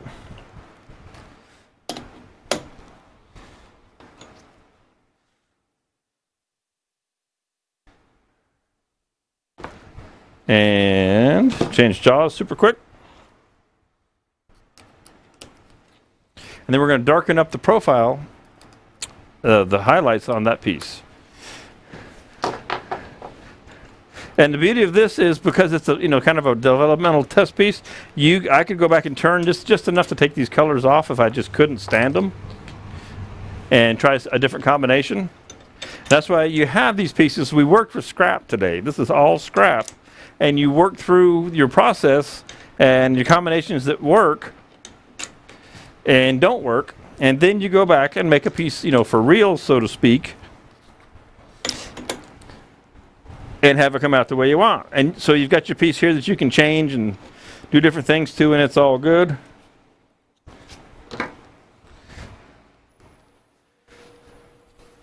So I know I'm going to put black right here, or dark, if I have whatever dark I've got.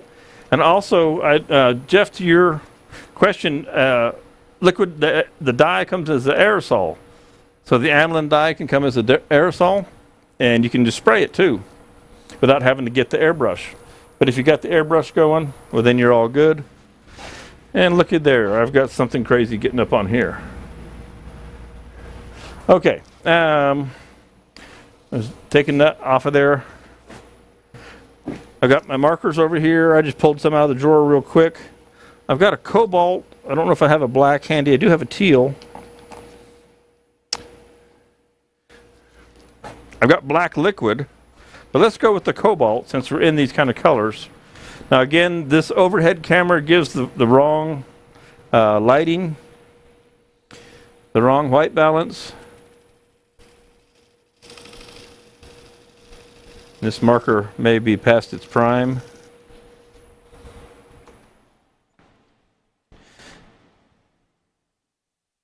Yeah, it's not too much in it.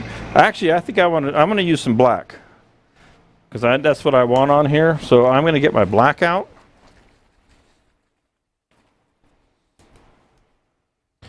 And let me go to the overhead.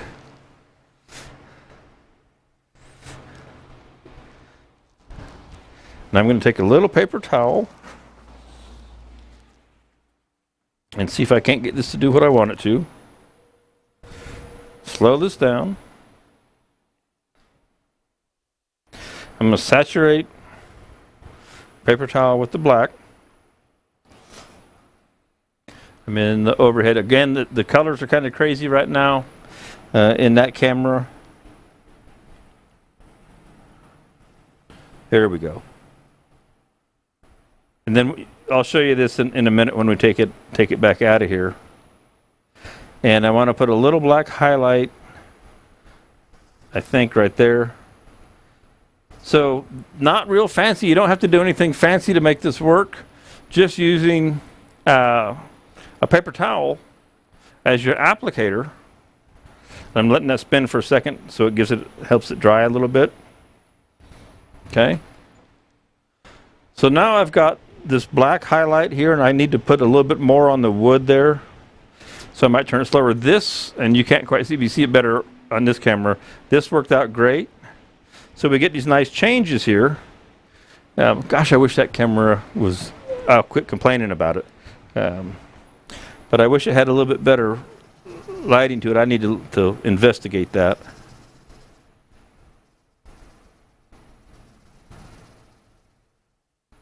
Okay. Now, we've got that going on.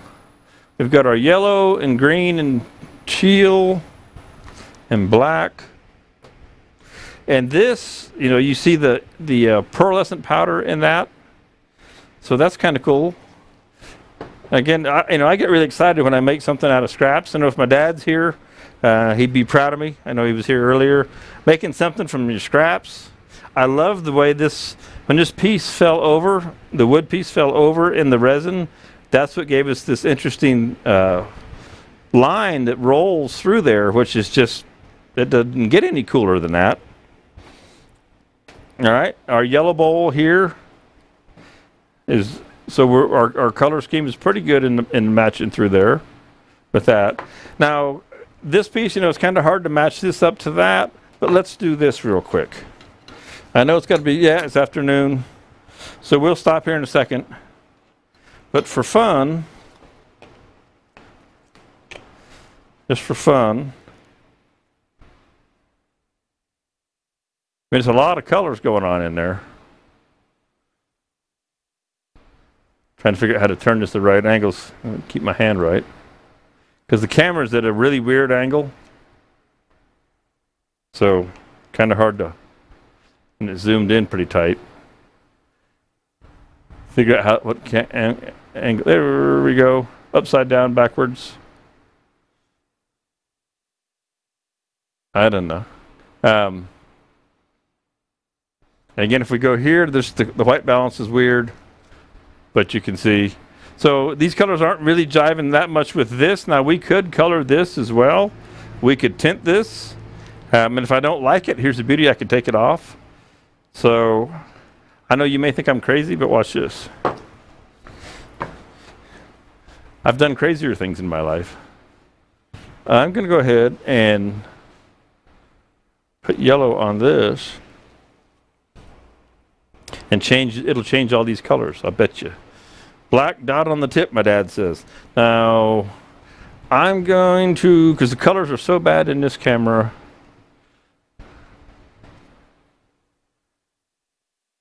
It's been scary. I'm going to put it on here. And I know you guys think I'm crazy.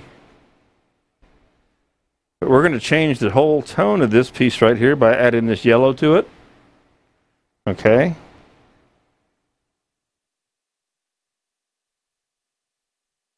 So that blue underneath now becomes a green. If we don't like this, we take denatured alcohol and we remove it. Okay. So now we're in, all the colors are in the same range. And it's actually looking pretty cool. Okay. So let me go to the front. And we'll reassemble this guy a little bit. I know it's going to be in front of the window. But you get the idea. I'll hold the black up in a minute.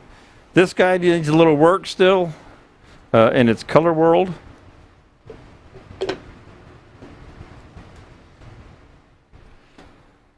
All right. And the other thing I can do here now, if you don't mind seeing the mess over there on the other side of the shop, I'll just do this.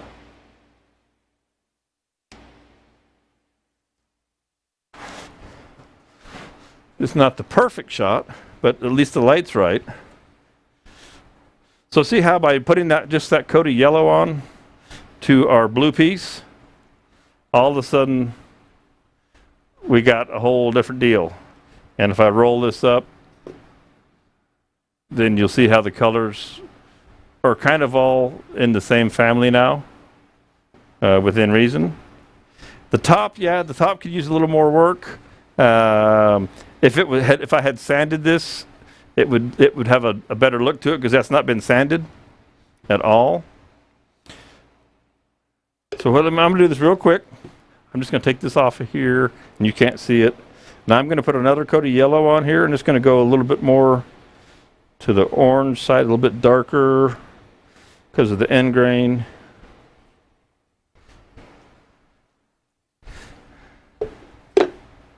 Pop that back in there.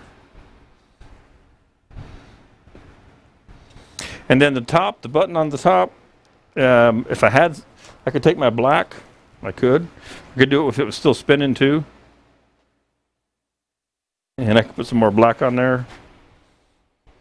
I think I'm in the end camera.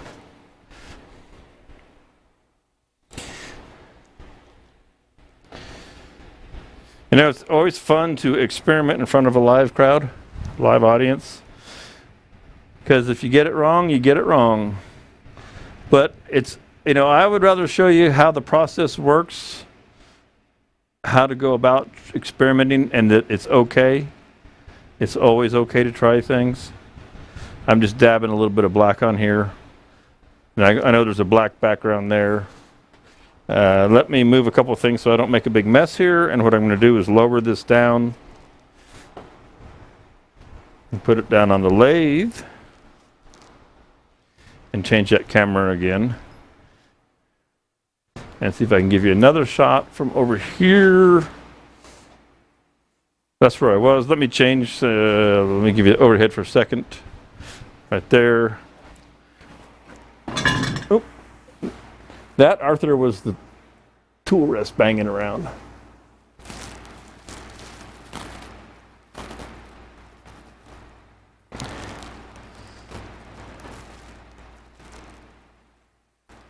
Not the perfect shot, but it gives you an idea. Okay. So, like I say, it's kind of fun, kind of cool. All made with pieces that were just kind of left over, that were hanging around in the shop. Again, that top, what I will do is I'll return this very top piece and sand that so it doesn't get so, because that's all end grain, so it doesn't get so dark. So that's what I would do. Is I want that to be brighter. That's too dark right there. So I'm going to put this out front here and we'll wrap this up. I don't know about you guys, but I had fun today. And I'll just set this up on these guys. Let's set that there. Fun little project. You know, I'll stand over here out of the way for a sec. It's probably right in the window. Yes, Lan, save from the places bin, the pieces bin. Absolutely. Oh, I keep losing that wrench today. Good thing I buy them by the 100. I hope everybody enjoyed this today. Again, one of my play by the shoot from the hips. Work with the pieces that you got. Don't always have to spend a fortune. The materials aren't outrageously expensive, but they still have a cost. So when you have something that doesn't work, give it another life, give it another shot, give it another try. If you're playing with resin these days and you cast something that turns out to be just ugliest thing you've ever seen, bring in some color, bring in the dye. This aniline dye will work great.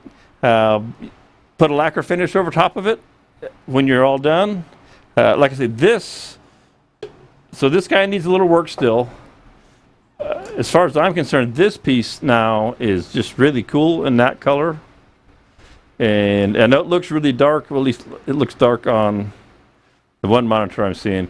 But you get all the pearlescence and still in this nice piece, which is the lid. So that's the feature. The bottom, the bowl is just kind of a bowl to our box, if you will. This guy needs a little bit of work to be beautiful. But it's got its potential. I mean, that's why I didn't take the tenon off of it.